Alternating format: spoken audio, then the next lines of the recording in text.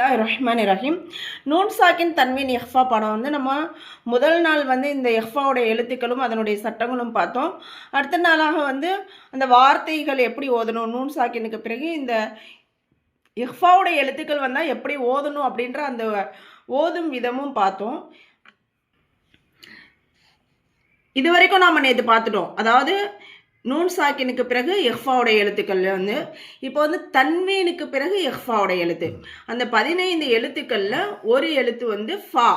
ஃபால வந்து ஹாலிதன் அப்படிங்கிறத இங்கே தோசபர் தன்வீன் வந்துச்சுன்னா நம்ம எப்படி ஓதுவோம், ஹாலிதன் அப்படின்னு சொல்லுவோம். அந்த மூக்கில் மறைச்சி தான் நம்ம சொல்லணும். இங்கே வந்து ஃபீஹா, இந்த ஃபா வந்து இஹ்ஃபாவுடைய ஃபா. ஹாலிதன் ஃபீஹா. அதே மாதிரி இங்கேயும் தன்வீனுக்கு பிறகு இஹ்ஃபாவுடைய காஃப். லாஹியதன் குலூபுஹும். இங்கேயும் தன்வீனுக்கு பிறகு இஹ்ஃபாவுடைய காஃப். கிராமன் காத்திபீன.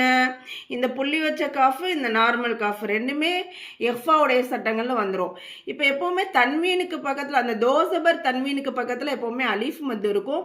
அந்த அலீஃப் மத்தை வந்து நம்ம என்ன செஞ்சிடணும், சைலண்ட் பண்ணிடணும். அதுதான் அதனுடைய சட்டம். நம்ம முன்னாடியே வந்து தன்வீனில் பார்த்துருக்கோம் இல்லையா?